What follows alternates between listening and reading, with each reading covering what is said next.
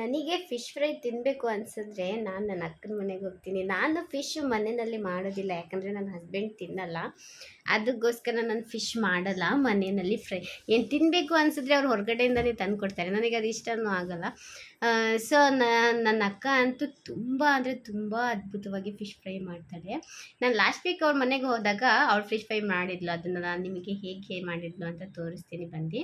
ಒಂದು ಬೌಲ್ ತಗೊಂಡು ಅದಕ್ಕೆ ಶುಂಠಿ ಬೆಳ್ಳುಳ್ಳಿ ಪೇಸ್ಟನ್ನು ಹಾಕಿ, ನಂತರ ಅರಿಶಿನ ಪೌಡರನ್ನು ಹಾಕಿ, ಸ್ವಲ್ಪ ಗರಂ ಮಸಾಲ ಹಾಕಿ, ಅದಕ್ಕೆ ನೆಕ್ಸ್ಟ್ ಪೆಪ್ಪರ್ ಪೌಡರನ್ನು ಸೇರಿಸ್ಕೊಂಡು, ರುಚಿಗೆ ತಕ್ಕಷ್ಟು ಉಪ್ಪನ್ನು ಹಾಕ್ಕೊಂಡು, ನಂತರ ಅದಕ್ಕೆ ಹುಣಸೆ ಹಣ್ಣಿನ ಹುಳಿ ಒಂದು ಹಾಫ್ ಬೌಲಷ್ಟು ಹುಣಸೆ ಹಣ್ಣಿನ ಹುಳಿ, ಅದು ಒಂದು ಹಾಫ್ ಕಿಲೋ ಅಷ್ಟು ಫಿಶ್ ಇದ್ದಿದ್ದು, ಅರ್ಧ ಸಾಂಬಾರು ಮಾಡಿ ಒಂದು ಸ್ವಲ್ಪ ಗ್ರೇವಿ ಮಾಡಿ ಫಿಶ್ ಫ್ರೈ ಮಾಡಿದ್ದು.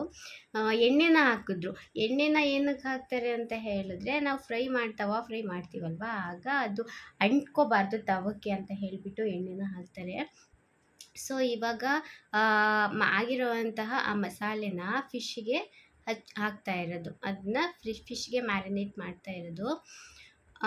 ತುಂಬ ಅಂದರೆ ತುಂಬ ಅದ್ಭುತವಾಗಿ ಮಾಡ್ತಾರೆ ನಮ್ಮ ಅಕ್ಕ ಅಡುಗೆನೆಲ್ಲ. ಬಟ್ ಅವಳಿಗೆ ಎಲ್ಲದನ್ನು ವೀಡಿಯೋ ಮಾಡೋಕ್ಕಾಗಲ್ಲ, ಅವಳು ಬ್ಯುಸಿ. ಸೊ ಅಪರೂಪಕ್ಕೆ ನಾನು ಹೋದಾಗ ನಾನು ಅವಳ ಹತ್ರ ಕೇಳೋದು ಫಿಶ್ ಫ್ರೈನೇ, ನನಗೆ ಫಿಶ್ ಫ್ರೈ ಮಾಡಿಕೊಡು, ಬೇರೆ ಏನು ಬೇಡ ಅಂತ.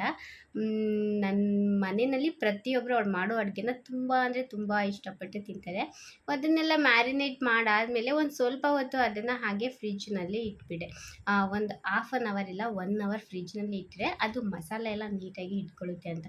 ಮತ್ತು ನಮ್ಮ ಅಕ್ಕ ನೋಡಿ ಈ ಥರ ಮಡಿಕೆನಲ್ಲಿ ಫಿಶ್ ಸಾಂಬಾರನ್ನು ಮಾಡಿದ್ಲು. ಅವಳು ಏನಾದರೂ ಒಂದು ಹೊಸದಾಗಿ ಏನಾದರೂ ಟ್ರೈ ಮಾಡ್ತಿರ್ತಾಳೆ. ಬಟ್ ಸಾಂಬಾರಂತೂ ಎಷ್ಟು ಅದ್ಭುತವಾಗಿ ಬಂದಿತ್ತು ಅಂತ ಹೇಳಿದ್ರೆ, ಫಿಶ್ ಸಾಂಬಾರಂದರೆ ಹೇಗಿರಬೇಕು ಅನ್ನೋರಿಗೆ ಫಿಶ್ ಸಾಂಬಾರಂದರೆ ಹೀಗೇ ಇರಬೇಕು ಅನ್ನೋ ಥರ ಇತ್ತು ಸಾಂಬಾರು. ತುಂಬ ಅಂದರೆ ತುಂಬ ಅದ್ಭುತವಾಗಿತ್ತು.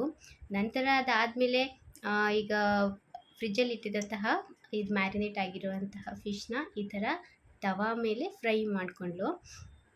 ಕೆಲವರು ಹುಣಸೆಹಣ್ಣು ಹುಳಿನ ಹಾಕ್ಕೊಳ್ಳಲ್ಲ, ನಿಂಬೆ ಹಣ್ಣನ್ನು ಸೇರಿಸ್ಕೋತಾರೆ.